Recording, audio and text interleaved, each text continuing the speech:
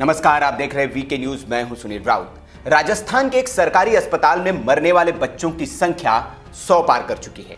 शायद आपको खबर होगी या हो सकता है आप इस खबर से अनभिज्ञ हो, क्योंकि देश का मेनस्ट्रीम मीडिया इस खबर पर उतना हल्ला नहीं मचा रहा है जितना यूपी में ऑक्सीजन की कमी से बच्चों की मौत के बाद मचाया था। दरअसल योगी आदित्यनाथ की सरकार नई नवेली ही आई थी और उसके माथे पर सबसे बड़ा कलंक यही लगा था। तब देश के सारे मीडिया हाउसेस ने उसी अस्पताल में डेरा डाल लिया था। देश के सभी राजनीतिक दल सियासी पर्यटन पर आ रहे थे। इस मामले पर जमकर राजनीति हुई थी। मरने वाले बच्चों की मां के आंसुओं को प्राइम टाइम में दिखा दिखाकर तथाकथित संवेदनशील और जमीनी पत्रकारों ने खूब वाहवाही बटोरी थी। लेकिन राजस्थान के कोटा के अस्पताल में दृश्य उससे भी ज्यादा भयावह है। वहां के बच्चों की मौत का आंकड़ा गोरखपुर के बच्चों की मौत से ज्यादा है। लेकिन मीडिया नए साल का जश्न मनाने में खुश है और प्राइम टाइम वाले सीएए के नाम पर लोगों को डराने में लगे हैं। उनके स्टूडियो तक ना तो इन माओं की चीख पहुंच रही है और ना ही उन बच्चों की तस्वीरें जो भविष्य का कलाम हो सकते थे या कल्पना चावला। क्या इन बच्चों का या उनकी माओं का गुनाह यह है कि राज्य में कांग्रेस की सरकार है? अगर बीजेपी की सरकार होती तो यही मीडिया गिद्धों की तरह इस खबर पर टूट पड़ता। याद कीजिए पहलू खान को, इसी राजस्थान का था वो शख्स। चूंकि उसकी मौत बीजेपी की सरकार के दौरान हुई थी, राजस्थान दुनिया में जाना गया था। लेकिन अब 100 बच्चे मर गए हैं और किसी को कानो कान खबर तक नहीं। कमाल की बात यह कि सूबे के सीएम कह रहे हैं कि यह बड़ी बात नहीं है, अगस्त के महीने में बच्चे मरते ही हैं। इतना असंवेदनशील बयान और मीडिया के एक तबके ने इस पर प्राइम टाइम तो छोड़िए, एक छोटी सी बहस भी नहीं कराई। क्यों? क्योंकि सूबे का सीएम कांग्रेसी है।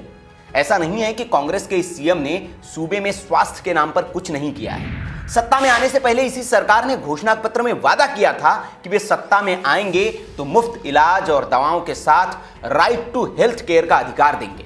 लेकिन गहलोत को पद संभाले 1 साल पूरा हो चुका है, इस पर अभी तक कोई काम शुरू ही नहीं हुआ है। हाँ, प्रदेश सरकार ने निरोगी राजस्थान की मुहिम जरूर शुरू की है।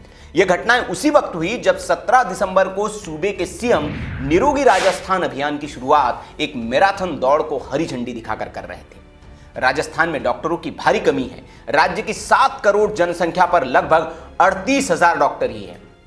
इनमें सरकारी और निजी एलोपैथिक डॉक्टर भी शामिल है, यानी कि करीब 2000 की जनसंख्या पर एक डॉक्टर। कोटा के जिस जेके लोन अस्पताल में बच्चों की मौत हो रही है, उस अस्पताल के अंदर कई खामियों का खुलासा हुआ है। बताया जा रहा है कि यहां बुनियादी सुविधाओं की भारी कमी है। अस्पताल में स्टाफ, डॉक्टर, ऑक्सीजन और जरूरी मशीनों की भी पर्याप्त मात्रा नहीं है। यह भी खुलासा हुआ है कि शिशु रोग विभाग के FBNC यानी कि facility based newborn care unit में कई दिनों से ऊपर बने वार्ड के बाथरूम से गंदा पानी टपक रहा है। आईसीयू में भी बाथरूम का पानी आने की वजह से यहां हर वक्त संक्रमण का खतरा बना रहता है। अस्पताल के आईसीयू में बिस्तर की कमी होने की वजह से एक ही बिस्तर पर 2-2, 3-3 बच्चों का इलाज किया जाता है। अब गहलोत सरकार इस बदहाली के लिए बीजेपी को जिम्मेदार ठहराते हुए वसुंधरा सरकार पर सवाल उठा रही है। लेकिन यह भी तो कह सकते हैं कि वसुंधरा से पहले आप ही की सरकार थी और गहलोत साहब ही सीएम थे, तब क्यों इन व्यवस्थाओं को ठीक नहीं किया गया?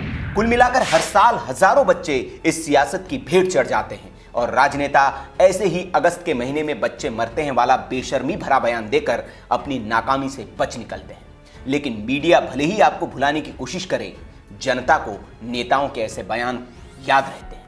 नमस्कार।